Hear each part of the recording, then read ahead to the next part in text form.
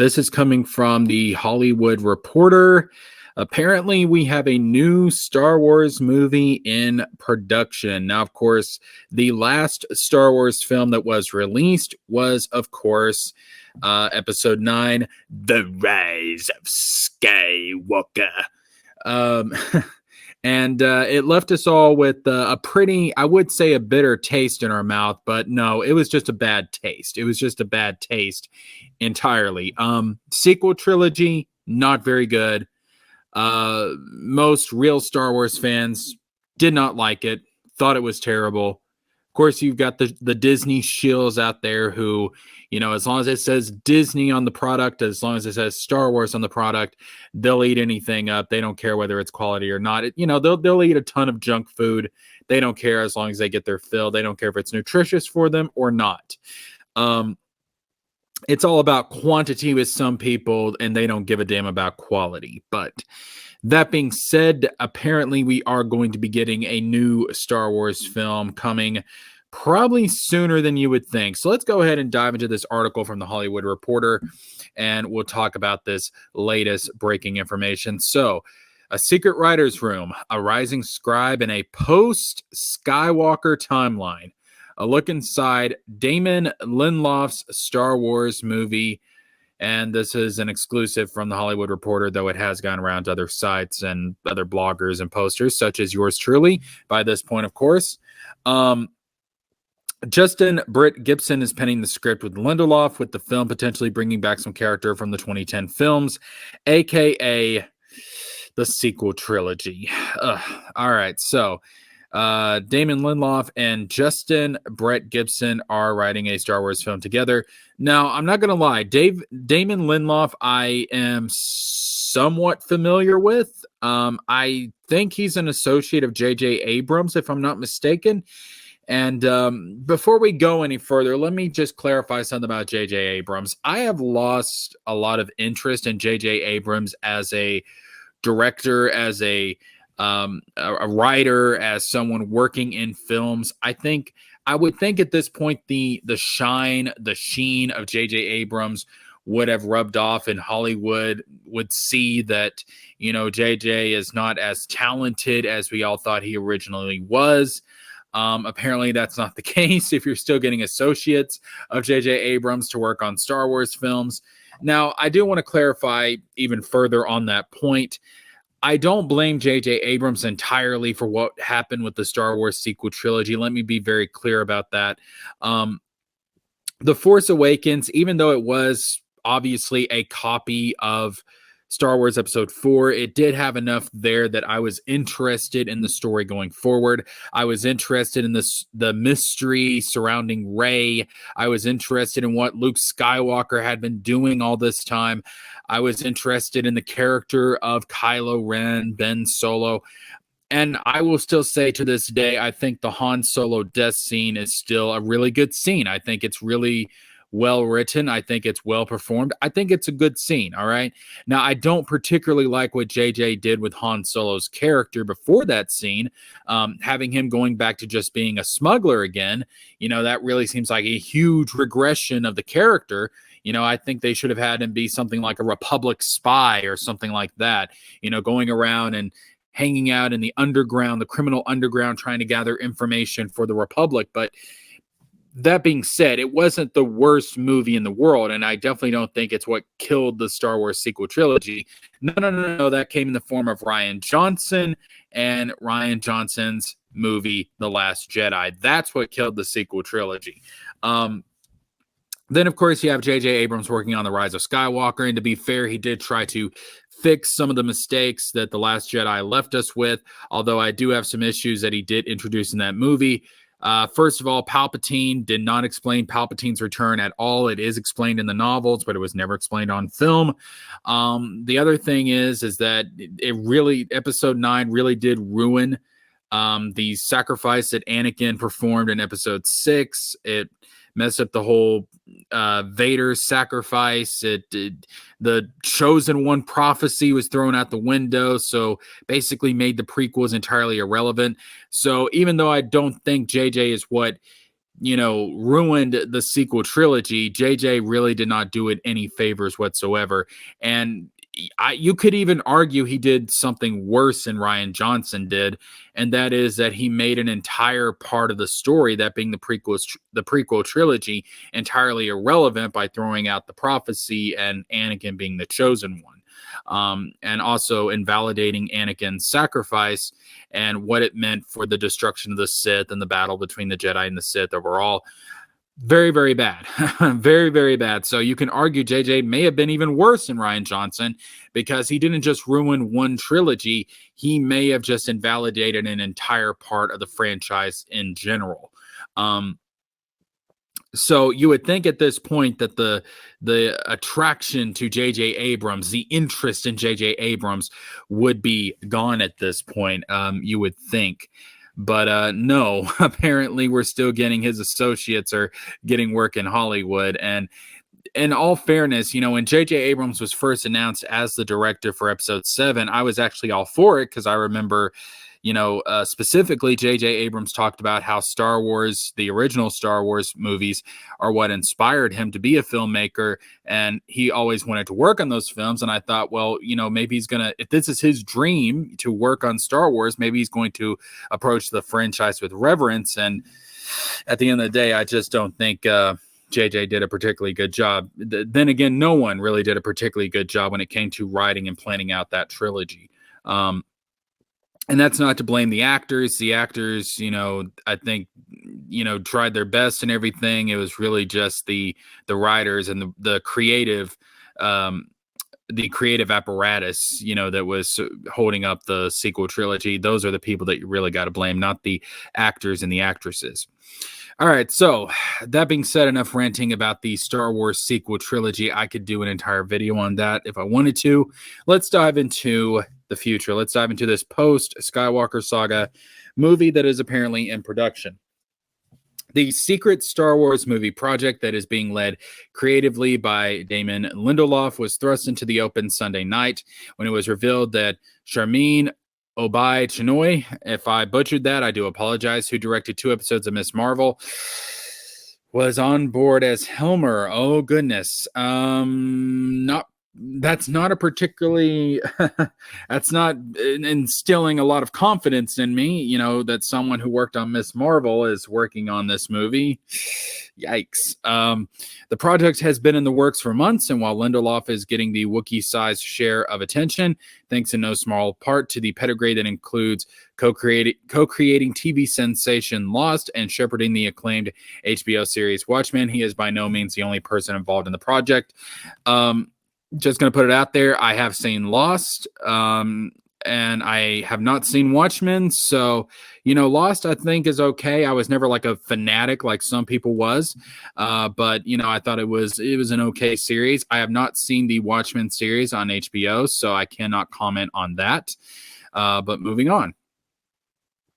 In fact, if Lost and Watchmen, as well as the Leftovers, another beloved series Lindelof created, have shown anything, it's that one of the writer's chief talents is picking gifted collaborators. Okay.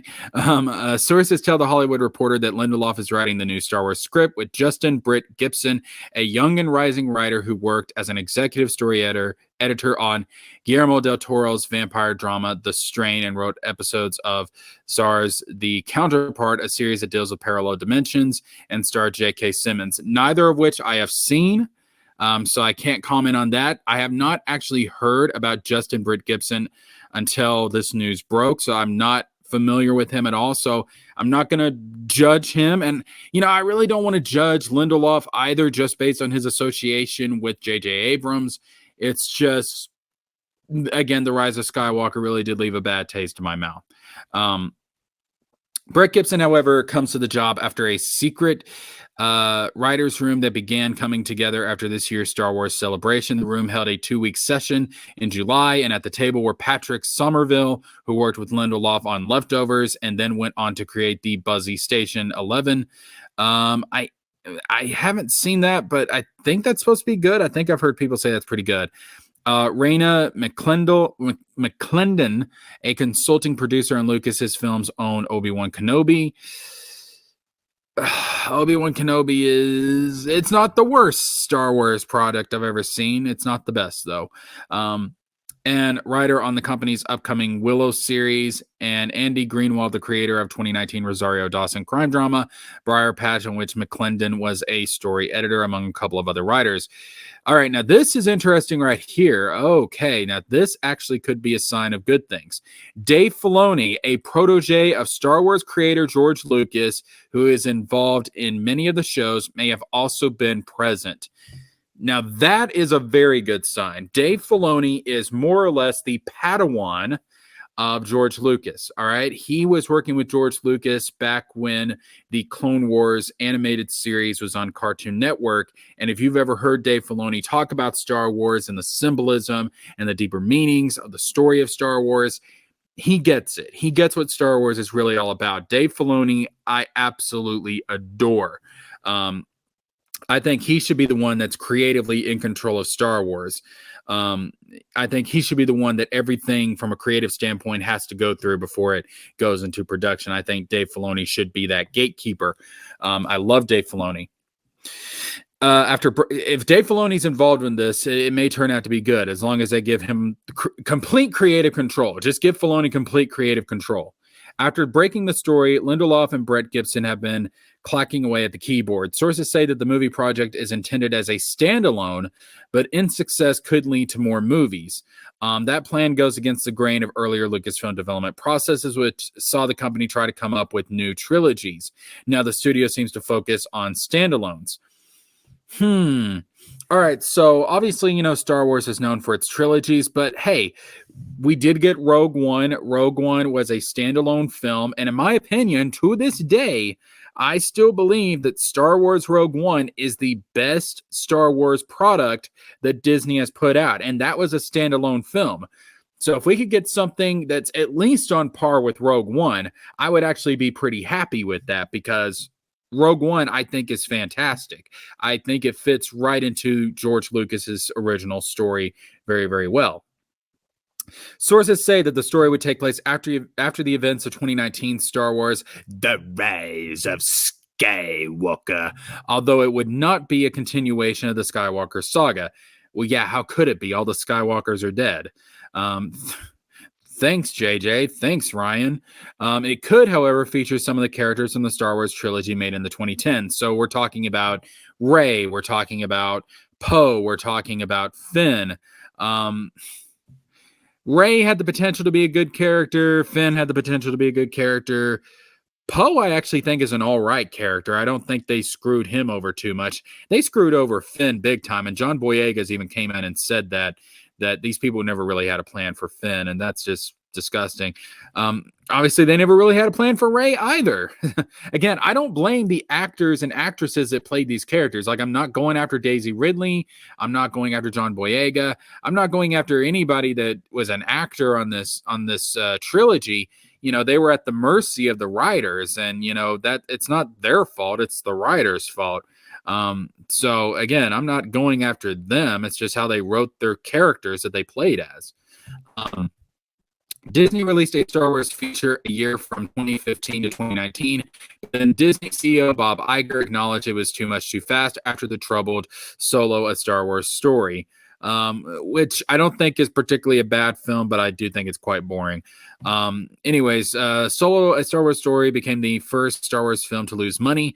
Disney pressed pause on its Star Wars theatrical plans following the release of The Rise of Skywalker, with the studio focusing on streaming TV. The Mandalorian helped power Disney Plus and became its de facto flagship show when it launched in November 2019, a full year before Marvel Studios began pumping out multiple terrible series a year to complement Lucasfilm's output. Lucas's films, Andor, which I have not watched yet. I've heard it's okay, but my Star Wars enthusiasm has been burned so much that I really don't care to watch it. I might tune in and watch Tales of the Jedi, which I think is supposed to be streaming tomorrow, I think is when it premieres, I believe. Could be. So I might check that out and do a review. Anyways, The Mandalorian is returning for season 3 in February, etc., etc. Yet Star Wars big screen moves have been closely watched. A Patty Jenkins Rogue Squadron movie was to open in December 2022, but is now off the calendar and on the back burner. I doubt that's ever going to get made. Marvel Studios boss Kevin Feige is producing a film to be written by Loki's Michael Waldron, while Thor Love and Thunder filmmaker Taika Waititi has been developing his own film for more than 2 years, which we still haven't heard anything about. With 1917 writer Crispy Wilson Cairns helping Taika Waititi write that film. As for when Lindelof's film could drop, December 2025 is the earliest date Disney has carved out on its calendar for a Star Wars feature. So that's where we are, ladies and gentlemen. A new Star Wars movie is coming down the pipes. And again, there's Dave Filoni potentially being involved is a very good thing. At this point, Dave Filoni and Jon Favreau are the only people that I really trust over at Lucasfilm to do anything right at this point. Kathleen Kennedy needs to go. She needs to be fired like 2 years ago. She should have been fired. She should have been kicked out. They need to bring back Lucas himself, and he doesn't even have to directly work on the film. Just make him an advisor, a creative advisor to the film, to the franchise. Do that. At least, have Filoni and Lucas team up and create something amazing. Like, come on. That's what I want to see. That's what I want to see. But that being said, let's actually talk about the potential of this movie, what its story could be, what we could be getting. So obviously taking place after the Skywalker saga, but it's not going to be part of the Skywalker saga, obviously, because all the Skywalkers are dead at this point, except for Little Miss, I'm Rey, the bestest ever Skywalker. Like, oh yeah, of course, Rey Skywalker. I still despise that ending with every fiber of my being. The Skywalker to rise in The Rise of Skywalker should not have been Rey Palpatine. It should have either been 1, Ben Solo, or number 2, and this is the preferred option because this is what the entire Skywalker saga is supposed to be about. Anakin Skywalker should have been the one to rise. You should have Anakin come in there as a Force ghost to finish off Palpatine and actually make the prophecy valid. But no, we decided to go with Little Miss Rey Palpatine stealing the name Skywalker. I mean, oh, it's so bad. It's so bad. So, I don't know if this is going to focus on Rey. I mean, I guess she's starting up her own Jedi Academy, her own Jedi Order at this point, I would assume. Who knows if the Force Ghosts are going to show up? I mean, Force Ghost Luke, Force Ghost Ben, I don't know. I doubt Force Ghost Leia because of, what happened to Carrie Fisher, rest in peace. But I don't know, man. Like, is it going to focus on Rey's Jedi Order? It could potentially. I doubt she'll be the main character. She would probably be a teacher to the main character. It would probably, oh my God. Whoa. You guys remember Broom Boy? Y'all remember Broom Boy from The Last Jedi? Could it possibly be that Broom Boy is going to grow up, be a part of Rey's Jedi Order, and this new movie is going to focus on Broom Boy? Oh my goodness. Is that where they're going? Is this going to be Broom Boy's story? Could be. Who knows? Oh my God. This franchise is so royally fucked. So, I assume it's going to focus on the Jedi in some way. I mean, that's the most interesting part of Star Wars. But honestly, I would like to see this man right here that you're seeing on screen. I'd like to see him come back. I'd like to see this guy come back. Ben Solo, the most interesting character in the entire sequel trilogy is Ben Solo. Honest to God, if we had been following Kylo Ren this entire time, if Ben Solo had been the main character of the sequel trilogy, it probably would have been far more interesting because he was the only character that was somewhat competently written. And again, it's not like he's an amazingly written character. I'm not saying that. But when you compare him to everybody else in that trilogy, he is an amazingly written character. The only 2 characters that didn't get totally screwed over were Ben Solo and actually 3 characters: Ben Solo, Leia, and Lando. And the only reason Lando probably didn't get screwed over is because he just came in during the last movie. Leia, was written pretty well, and Ben Solo's written okay. R2 and C3PO just kind of get pushed to the side. They don't get a lot of screen time again until the last film. But Ben Solo, out of all the new characters introduced, is the most competently written. Poe is okay, but Ben Solo, I think, is actually far more interesting. So I'd like to see him come back. And I don't, how they would bring him back, I have no freaking idea, but I'd like to see him come back. He's the only one of the new characters I gave a shit about. He's the only one of the new characters I continue to give a shit about, and he's dead. So if they were going to bring anybody back and focus on anybody from the sequel trilogy, bring back Ben freaking Solo, of all people. Good God. This, I don't know, man. I have lost so much interest in Star Wars, and this is my favorite film franchise of all time. Keep that in mind. This is my favorite film franchise of all time. This Star Wars is, to me, in the movie sector, in the movie realm, is to me what Kingdom Hearts is to me in the video game realm, all right? Kingdom Hearts is my favorite video game franchise. Star Wars is my favorite movie franchise. And I am just so put off by it at this point because of what Disney has done to this franchise, and they've killed it for me. So I want to be excited. I want to sit here and be like, "Oh my God, guys, I can't believe it! We're getting a new freaking Star Wars movie. Isn't that amazing?" I want to be that guy. But after what you did with the sequel trilogy and how bad you botched it up, I just can't bring myself to do it.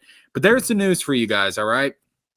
New Star Wars film coming maybe December 2025 at the earliest. Going to take place after the sequel trilogy, after the Skywalker saga. Don't know really much about the story beyond that, but I don't care if you have to pull some excuse out of your ass. Just bring Ben Solo back, or hell, let's focus on Broom Boy, shall we? I don't know, whatever. So that being said, this is Jessica James with the Z. If you want more Star Wars news, you want more Star Wars rants, more Star Wars content, in addition to comic book content, in addition to anime content, hey, you're in the right place for it. Go ahead and click that subscribe button, click the like button, and click the bell for notifications. And if you're into video game and tech, check out my gaming channel down in the description box below. That being said, tell me what you guys think about this. Are you excited for this new Star Wars film? Or are you like me, where at this point you just throw your hands up and say, I don't know. But tell me what you think about this down in the comment section below. That being said, this is Jessica James with the Z, and I'm signing off.